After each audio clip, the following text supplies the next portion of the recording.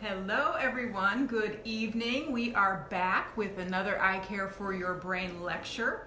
I am using a new light tonight and I'm noticing that I have alien glowing eyes. So that is a little bit of a different approach. I'll figure that out for next time. But for now, here we are. We're going to talk about defense mechanisms. And the reason I chose this for this week's lecture is because we've been talking a lot about anxiety and coping. And one of the things that we've learned is that we're all using coping mechanisms, right? We are either doing positive coping or negative coping. We can either make things better or we can make things worse. And one of the ways we negotiate whether or not we're going to do something that's adaptive, healthy, maladaptive, unhealthy, is how we defend against the anxiety and the conflict. And a lot of times we are using defense mechanisms. So I thought it might be really helpful for us to talk about these tonight because A, they're so common, B, it's a great way to learn more about yourself, the way that you can avoid anxiety and the things that maybe you could replace with some more healthy, direct, active coping skills. So let's just go back to the basics and talk about what anxiety is. Anxiety is actually a very normal, healthy response that the brain has to perceiving a threat. So the threat is anything that exceeds the resources that you have that affect your safety or your well-being. So this can be anything. This can be a threat to your checking account. This can be a threat to your physical safety. This can be a threat to your peace of mind. And as we've talked about before, what happens in the brain with anxiety is that basically we make a lot of split-second unconscious decisions about a potential threat in the environment. And we basically decide, how threatening is this on the continuum of being a challenge versus an actual direct threat? Where does this one sit? And is this going to exceed my ability to manage it or exceed my resources? So what we've talked about in the past is, instead of not being aware of that process, is to try to very consciously interpret potentially anxiety-threatening information by saying, I'm going to label this as a challenge as opposed to a threat. And I'm going to actively tell myself that I have the ability, the resources to manage it, either on our own or with the support of somebody in our environment. But one of the ways that we typically respond to threats in the environment is through these defense mechanisms. And that's what we're going to be talking about tonight. So typically when we talk about defense mechanisms, we associate it with the name Sigmund Freud. And he actually started talking about these things all the way back at the turn of the century, which just goes to show you how common and human these things are, because here we are all these years later still talking about it. It was actually his daughter Anna, though, that in 1936 put out a book just on the defense of the ego and defense mechanisms, where she really extrapolated on Freud's original idea. But he basically taught us that we use defense mechanisms to defend or to protect the ego. The idea is that it's a safeguard for the mind, for the self, for the spirit, against feelings, thoughts, sensations that are too overwhelming and that pose a threat to us. So the idea is that we do these things unconsciously. They're very common, and they basically keep us safe. And it's not that we don't want to use them. We do, because there's a time and a place for slowing down our reaction to unexpected news, to trauma, to surprise. The problem is if we keep using these defense mechanisms habitually, we never actually get to the core of the issue. We never actually get to actively problem solve. So what I wanted to do tonight was to go through different types of anxiety, why we use a few different types of defense mechanisms, and see, can we use this information as a tool for self-discovery and maybe increasing our positive coping. So you can really think of anxiety in two very basic ways. There's basically reality-based anxiety, and there's something we call neurotic anxiety. So reality anxiety is a fear of real-world events, things that have happened. People might fear tunnels, they might fear flying, they might fear having another stroke, they might fear being diagnosed with Alzheimer's disease. It's things that in reality you can really put your finger on. But there's also something called neurotic anxiety, and this is much more unconscious and just creates a state of kind of generalized anxiety where everything feels a bit threatening. And the idea is that if we don't keep things under wraps, we can become very overwhelmed. And that's really what the fear is that what will happen if we are consumed by the anxiety. We have a lot of unconscious fear about that. You know, we might have a nervous breakdown, we might go crazy, we might need to go to the hospital. There's a lot of things that we tell ourselves what might happen if the anxiety is allowed to consume us. So the way that we reduce this anxiety is by trying to avoid or to minimize the threat. So with real anxiety, things that are based in real life, you can avoid the tunnel, right? You can take a car and not an airplane. You can exercise and try to reduce your risk for future stroke. But with the neurotic anxiety, it's so much more unconscious, it's so much more unexplored that we really haven't even figured out what exactly is the threat, because everything seems a little bit threatening. And this is what can happen in things like post-traumatic stress disorder too. So why we're talking about these things tonight is, like I said before, we think they're going to help us in the short term because they do reduce anxiety in the moment. But in the long term, they can really limit our emotional development, our ability to connect with other people, to be in genuine and authentic relationships, and to our overall psychological well-being.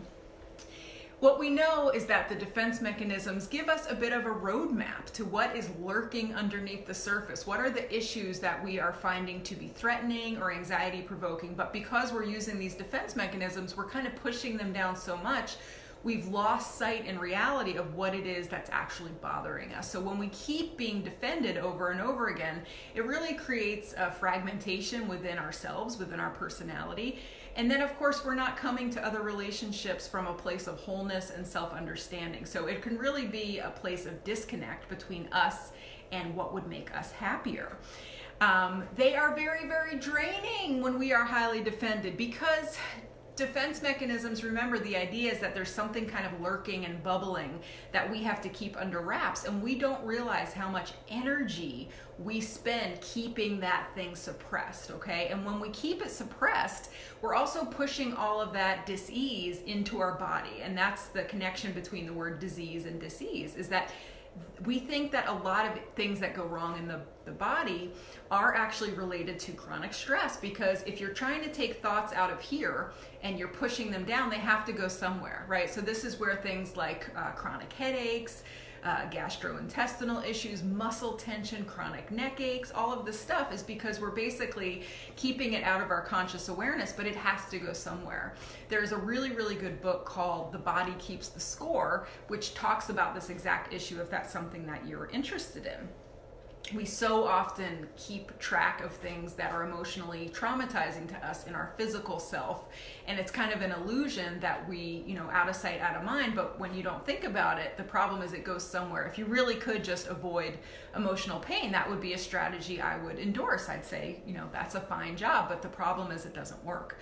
So this Anna Freud, she came up with 10 defense mechanisms, and I went through them for our talk, and I thought it would be helpful to focus on 4 of them and go into a little bit of detail. So that's what we're going to do now. We're going to talk about denial, projection, reaction formation, and intellectualization, which, just to say that word, is a challenge. So let's talk about denial. This is probably the most common and well-known defense mechanism. We use it in conversation, right? He's in denial, she's in denial, she doesn't know what's going on. It's basically used to describe a situation in which people seem unable to face reality. They can't admit something that seems obvious to people on the outside. So denial is kind of also on a spectrum. So it can go from outright refusal to acknowledge that something's real, or more commonly, we're really good at minimizing the impact of something, right? So, you know, it's kind of like the wife who goes around cleaning up the beer bottles in the morning is, you know, she's not happy with the fact that her husband is maybe drinking too much, but she's also kind of wanting to sweep it under the rug and not leave the remnants out for other people to see. So it's kind of a way of minimizing her distress, making it kind of seem nice on the outside. So even though things can seem overwhelmingly true and real to people on the outside, we really do, as human beings, have this amazing ability to deny that something's happening. I mean, this even goes so extreme as people who have new amputations of their arm and leg. They can wake up from surgery and literally not be able to admit that they're missing a limb. They can look right down at their missing foot and be adamant that it's still there. That's kind of a complicated example because we have all sorts of issues related to the map of our body that we have in the brain, and it does take time, and we need to see the amputation multiple times to change that somatosensory map in the brain, but that's another talk. But you know, this is also, it just runs the gamut of anything that really makes us feel vulnerable, or that we may there may be a threat to our sense of control. This is when our denial seems to kick in. So again, in the short term, this seems very helpful, right? Because if you hear, oh my God, somebody died in a car accident, you aren't humanly, psychologically capable of immediately accepting it and understanding it and starting the grieving process. We probably have some built-in adaptive strategies for that feeling of shock, disbelief. It is a certain psychological process that has to happen. So again, it's not bad that we sometimes are in denial. It's just that if we do it over and over repetitively and never directly deal with our issues that we have going on. The next one is projection. This is a defense mechanism that basically takes our own unacceptable impulses and we project them onto other people. So this is the classic one of feeling like somebody doesn't like you, that they're making snarky comments, they are making faces, when really the truth is deep down is that you don't like them, right? So we know a lot of people who have done this. So you can also see this when some people are very critical of other people, like say for their appearance, you know, somebody who goes to the beach and is very uncomfortable with their own physical situation can become very critical of other people on the beach who seem to be walking around, being perfectly happy in their own skin. So basically, you know, we all know people that do this, and we do this ourselves, is you can't really handle the criticalness if it was addressed towards you directly. So what do? We kind of project it out onto other people. So two ways to kind of be tipped off if you are projecting is that typically this comes from when we are having a holier than thou kind of an attitude, right? So you have to check your righteousness. So if you are projecting, you're typically 100% convinced that you are 100% right about the situation, and that person is 100% doing the thing that you don't like. They're completely at fault, and it's very, very black or white. It feels very intense, very overwhelming. When you're having an argument and you feel like you're about to be overcome by emotion or panic or anxiety, a lot of times is that this is a signal that something traumatic from the past is infiltrating your current mood and your current thoughts and the words that you're using, because you're bringing something from the past to the current situation. Okay, the next one is called reaction formation, and I have always thought this was the most interesting one, so that's why I choose to include this one. This is where people act in the exact opposite manner to their own disturbing or socially unacceptable thoughts or emotions. So this typically happens in cultures or contexts where something like disliking someone is judged very significantly and thought to not be nice, right? Specifically cultures, I think especially with women who are taught, you know, you shouldn't be assertive or you shouldn't have strong feelings about things. Your job is to really go with the flow and keep everybody happy and make peace. So an example of this might be genuinely not liking someone, but finding it so uncomfortable. You think that a good person likes everyone, right? Finding it so unacceptable that you don't like this person that you go out of your way. It's kind of like a counter reaction to be nice to them. So I was actually thinking there was somebody that I used to know in graduate school who had a problem with one of the supervisors, and about every month she would bake this person a cake, and we could not figure out why on earth she would be doing this. But in her mind, she had the vision that when she went to graduate school, she was going to have great relationships with her supervisors. And it was really, really sad to her and really distressing to her that she did not have this kind of relationship with the supervisor. So she was kind of going over, above, and beyond to make this relationship nice, even though deep down she had a lot of good reasons for not wanting to be close to him. The next one is intellectualization. This reduces anxiety because we think about things in a very clinical, kind of a cold, factual way. So we basically block the emotional side of the problem and just go in with all head. So the classic example of this is somebody who gets diagnosed with a terminal illness like cancer, and instead of going through the emotional distress and the shock and the loss, they kind of immediately become a encyclopedia for whatever their medical problem is, and they want to know every paper that's been written on it. They want to know all the biology. They want to know the treatment options. And again, it's not that this is wrong. It's just that if we never get to the emotional processing side, that's not healthy. I'm all about, as you guys I hope know, being an advocate for your own medical situation. But if you do that as a way to self-soothe anxiety when it comes up, because it will over and over and over again, that's going to lead you down a road of not so great emotional functioning ultimately. These things do work, right, in the short term, but not necessarily in the long term. So I really want you to think of them as temporary coping skills. They're not something that are long-term solutions. They can definitely be helpful because they do protect our ego and they give us enough of a break until we are more capable of rallying our resources and being able to face things head on. But like I said, we can really get into some self-deception if we don't check ourselves. So now I want to talk with you about the application of this information. I hope you have tuned in enough to know that I always try to break it up into two areas. So the first one is hopefully some good, interesting, solid science-based education about our topic. And then we want to talk about applying it. How do you take the learning and actually put it into play in your everyday life?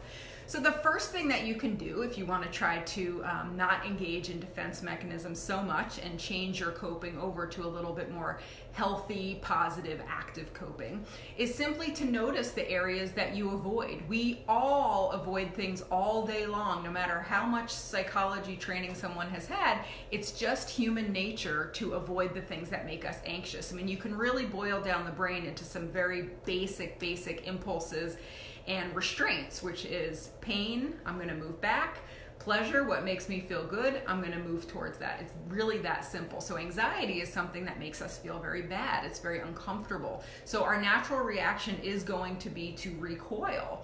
But we have this amazing thing called free will and our prefrontal cortex, and that allows us to solve things from more of a cognitive perspective, right? We can problem solve. We don't just have to all be feeling. We're able to have thoughts and actions that can counter our feelings, right? That's one of the things we talked about a few weeks ago, that just because you feel something doesn't mean that you have to respond to it, which is like a mind-blowing concept for a lot of us.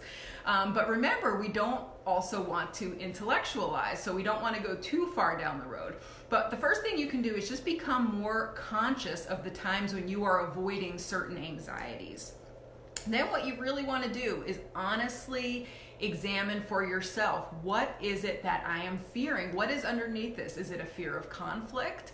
Is it a fear of hurting someone else's feelings? Do I not think that they can maybe handle what it is I really want to say underneath? Is it that, I heard a story once about a family going off the tunnel in a car and they all died. I mean, things stick in our unconscious mind. And if we are calm enough and relaxed enough, we can often do some exploration and things seem to kind of simmer to the top. Sometimes we can have dreams about these things, but we have to give our psyche permission to allow these things to percolate and give the psyche messages that we don't need to keep suppressing, that we can handle it, that we have the resources, right? Remember, that's such a key thing. So go back to that threat or challenge. Do I have the resources? Do I not have the resources idea that we started off with? So be more conscious of when something anxiety provoking happens to you. Remember that you are going to try to interpret it as a challenge, right? Not a threat. You're going to label it like a challenge. And you're going to actively think about the skills that you have to manage it. Okay, so that's going to help the anxiety be lower overall. Then I just want you to think about what are the defense mechanisms that are very common to me. Some people use a lot of humor. Some people are big deniers. Other people become those walking encyclopedias. You have to figure out what it is for you, how you seem to respond to stress. And then you have to think about what would happen if I didn't have to try to avoid that feeling of anxiety. What would happen if I just communicated more directly? What would happen if I really just was a truth teller and got back to my assertive communication, right? I'm communicating not to avoid conflict. I'm not communicating to make someone else happy. I'm not communicating to take all the respect for myself. But what if I could walk that fine line and just speak what my truth is about the situation and try to be as respectful as I possibly can? And I don't have to use all of this defending and make things more unclear. So then the idea is to start to get comfortable expressing some of these emotions. First, you can do it privately. You can do it with somebody that you really trust and love. And over time, the less anxiety you have and the more able you are to become a direct communicator, you'll find that you have to use less and less defense mechanisms. So remember I was saying before that these things can really be good in the short term. So I think it's okay to give ourselves permission to do a little bit of defending on the front end, especially for a big stressor or something that is traumatic. But you always have to remind yourself that I'm going to do this for right now. I might not be able to appreciate the gravity of how bad this is. I might want to start looking up information on Google, but ultimately committing to yourself to getting back to facing the emotions of the problem. That's really the secret here. So, respecting you might need time to work through something. You don't have to immediately be able to process something after it happens, but I do think giving yourself a timeline of when you're going to get back to it is really a anchor of self-care.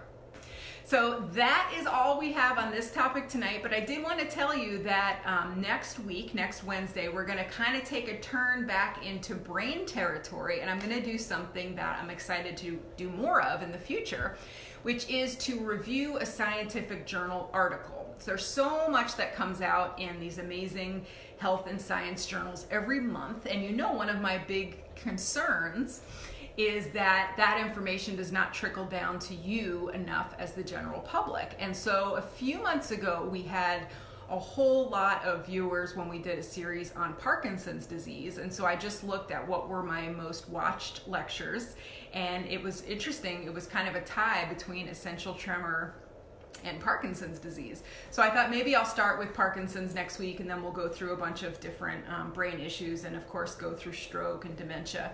But the one I'm going to review next week is called Triggers, Facilitators, and Aggravators, Redefining Parkinson's Disease. And it is so interesting.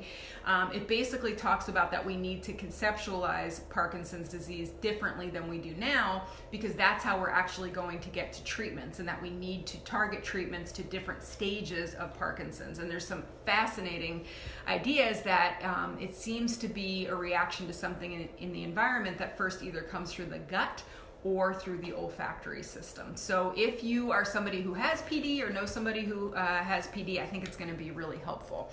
Thank you guys for watching. I will be back with you next Wednesday. And if you found this helpful, I would appreciate it if you would share it with your people. Thank you guys so much, and I'll see you next time. Bye-bye.